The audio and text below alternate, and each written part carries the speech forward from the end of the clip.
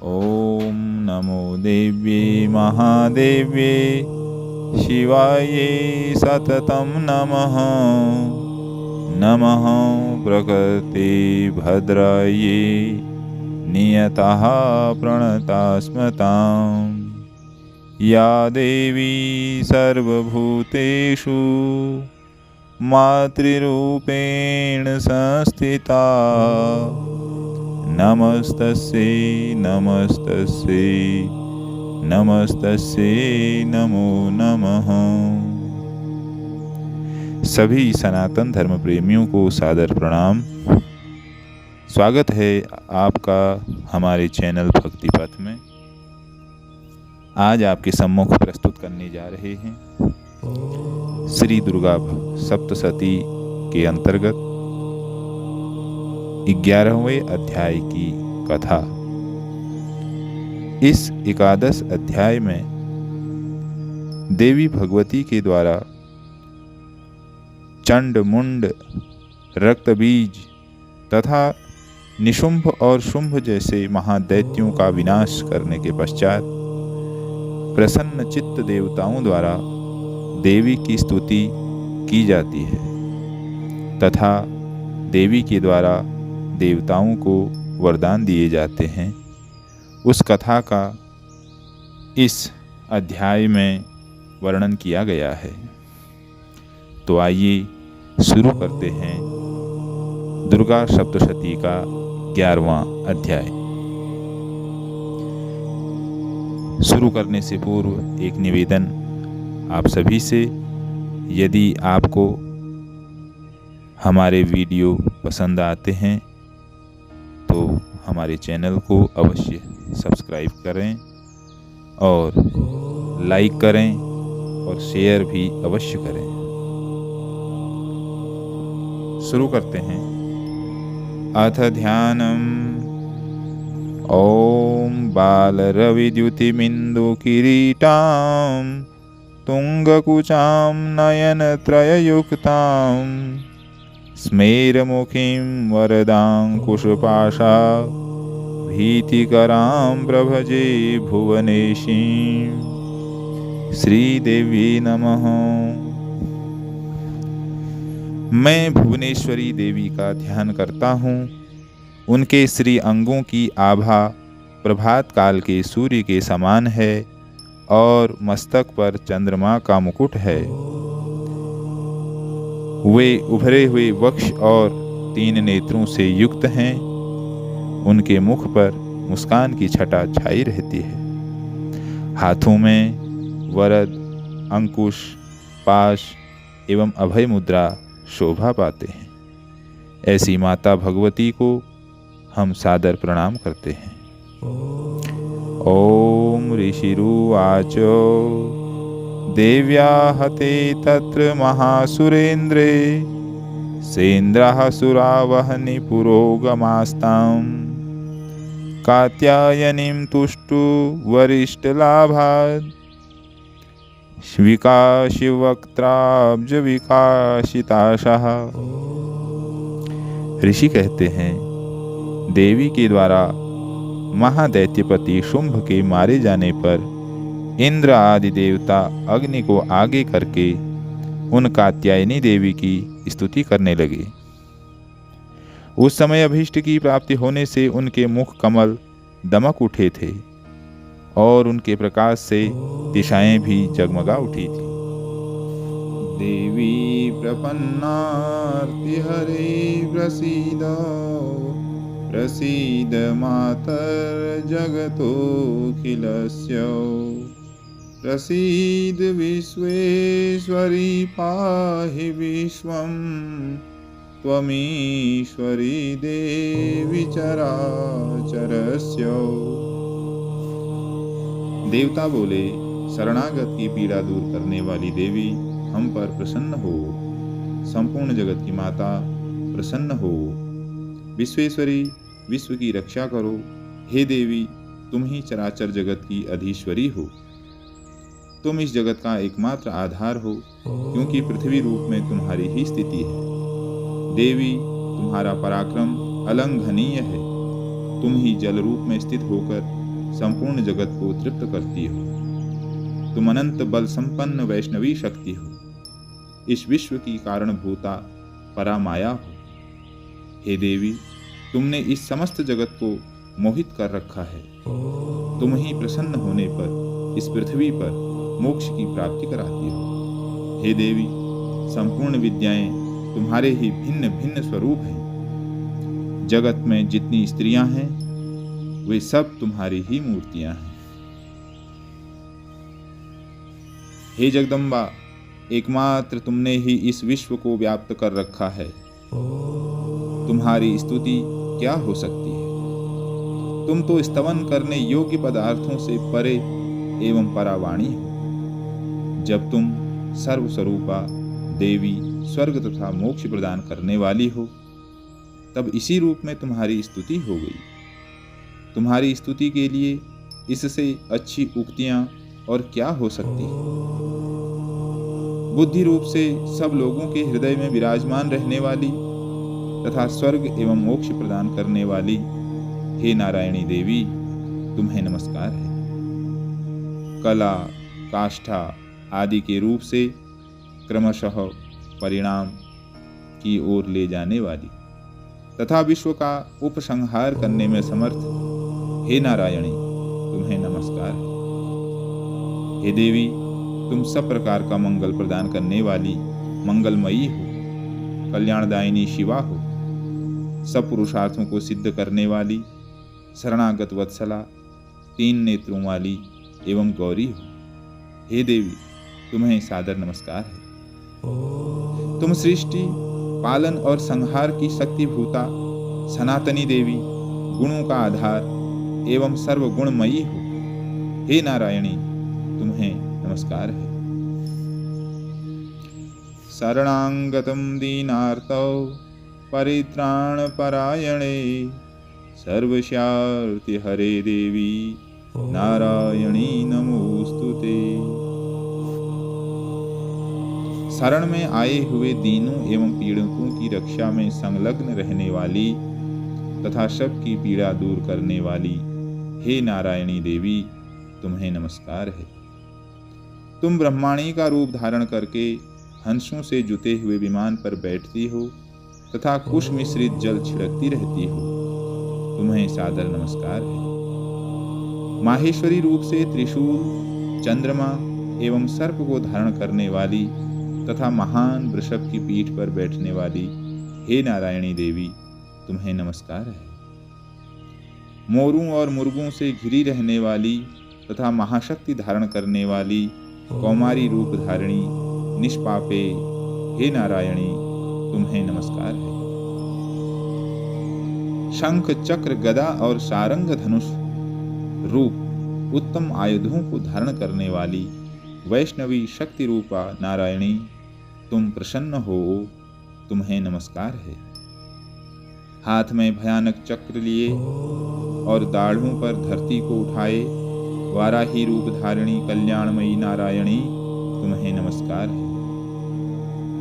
भयंकर नरसिंह रूप से दैत्यों के वध के लिए उद्योग करने वाली तथा त्रिभुवन की रक्षा में संलग्न रहने वाली हे नारायणी, तुम्हें नमस्कार है। मस्तक पर किरीट और हाथ में महावज्र धारण करने वाली, सहस्त्र नेत्रों के कारण उद्दीप्त दिखाई देने वाली और वृत्रासुर के प्राणों का अपहरण करने वाली इंद्र शक्ति रूपा हे नारायणी देवी, तुम्हें नमस्कार है। शिवदूती रूप से दैत्यों की महती सेना का संहार करने वाली, भयंकर रूप धारण तथा विकट गर्जना करने वाली हे नारायणी, तुम्हें नमस्कार है। दाढ़ों के कारण विकराल मुख वाली, मुंडमाला से विभूषित मुंडमर्दिनी चामुंडा रूपा हे नारायणी, तुम्हें नमस्कार है। लक्ष्मी, लज्जा, महाविद्या, श्रद्धा, पुष्टि, स्वधा, ध्रुवा, महारात्रि तथा महाअविद्या रूपा नारायणी, तुम्हें नमस्कार है। मेधा, सरस्वती, वरा, भूति, बाभ्रवी, अर्थात भूरे रंग की अथवा पार्वती, तामसी अर्थात महाकाली, नियता अर्थात संयम परायणा तथा ईशा अर्थात सबकी अधीश्वरी रूपिणी हे नारायणी तुम्हें नमस्कार है। सर्वस्वरूपे सर्वेशे सर्वशक्ति समन्विते भयभ्यस्त्राहिनो देवी दुर्गे देवी नमोस्तुते।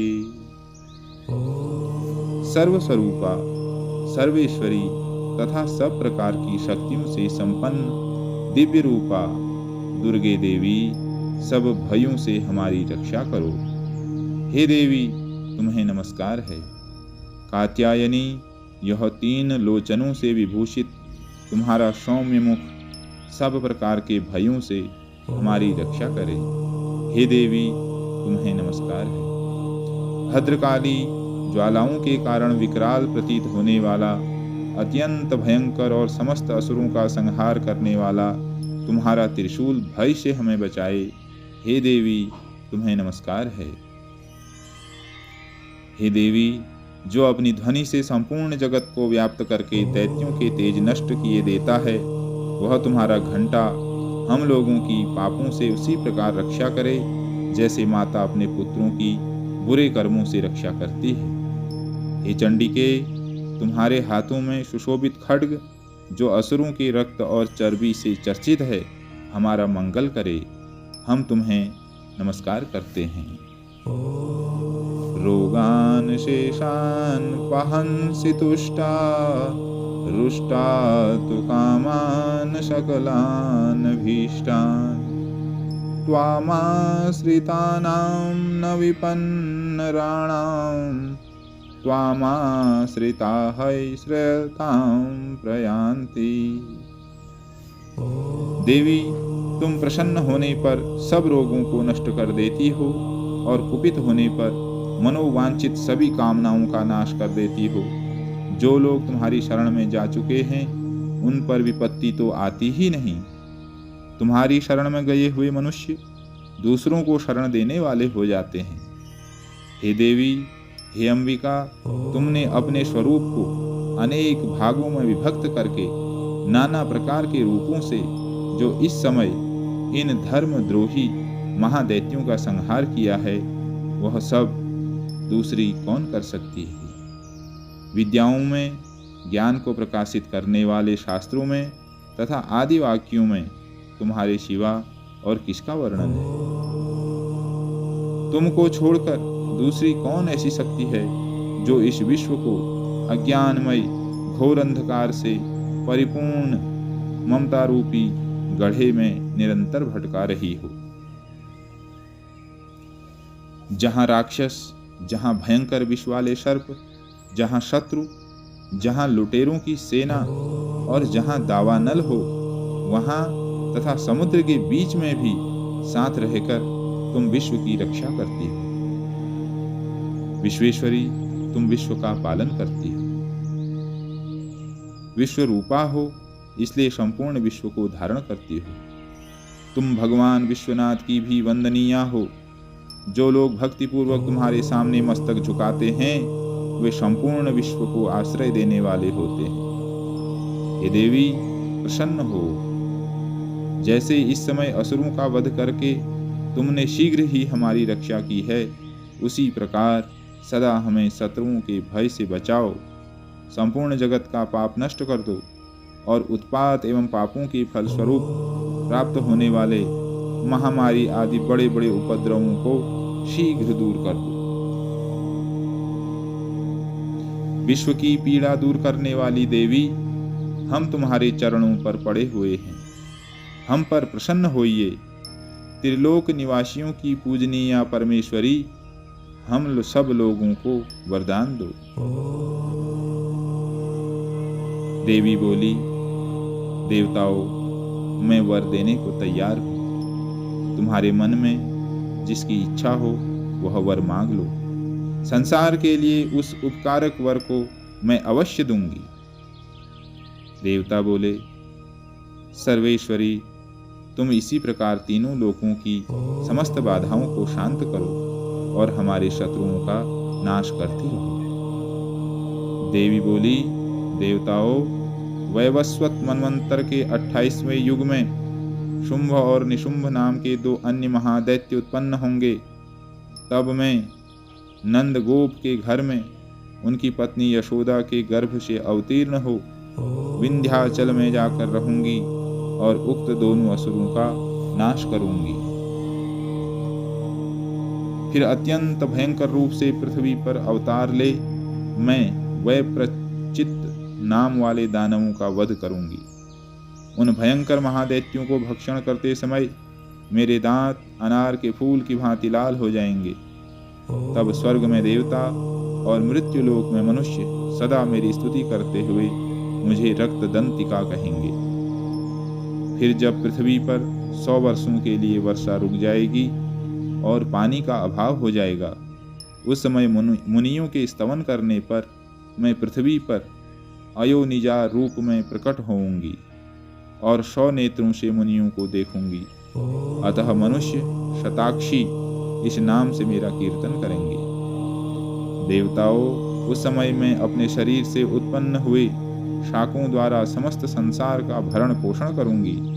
जब तक वर्षा नहीं होगी तब तक वे शाक ही सबके प्राणों की रक्षा करेंगे। ऐसा करने के कारण पृथ्वी पर शाकंभरी के नाम से मेरी ख्याति होगी। उसी अवतार में मैं दुर्गम नामक महादैत्य का वध भी करूंगी। इससे मेरा नाम दुर्गा देवी के रूप से प्रसिद्ध होगा। फिर मैं जब भीम रूप धारण करके मुनियों की रक्षा के लिए हिमालय पर रहने वाले राक्षसों का भक्षण करूंगी, उस समय सब मुनि भक्ति से नतमस्तक होकर मेरी स्तुति करेंगे। तब मेरा नाम भीमा देवी के रूप में विख्यात होगा। जब अरुण नामक दैत्य तीनों लोकों में भारी उपद्रव मचाएगा, तब मैं तीनों लोकों का हित करने के लिए 6 पैरों वाले असंख्य भ्रमरों का रूप धारण करके उस महादैत्य का वध करूंगी।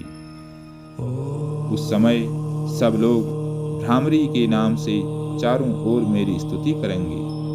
इस प्रकार जब जब संसार में दानवी बाधा उपस्थित होगी, तब तब अवतार लेकर मैं शत्रुओं का संहार करूंगी। इस प्रकार श्री मार्कंडेय पुराण में सावर्णिक मनवंतर की कथा के अंतर्गत देवी महात्म्य में देवी स्तुति नाम का यह 11वां अध्याय की कथा हम लोगों ने सुनी। अब इसके आगे 12वें अध्याय में देवी के चरित्रों के पाठ का क्या महत्व है, क्या महात्म्य है, उसको हम जानेंगे, उसको हम सुनेंगे। तब तक के लिए आप लोगों का बहुत बहुत धन्यवाद, सादर प्रणाम। श्री मार्कंडेय पुराणे सावर्णिके मन्वन्तरे देवी महात्म्ये देव्याः स्तुतिर्नाम 11 अध्यायः। या देवी सर्वभूतेषु मातृरूपेण संस्थिता नमस्तस्यै नमस्तस्यै नमस्तस्यै नमो नमः। श्रीदेव्यै नमः।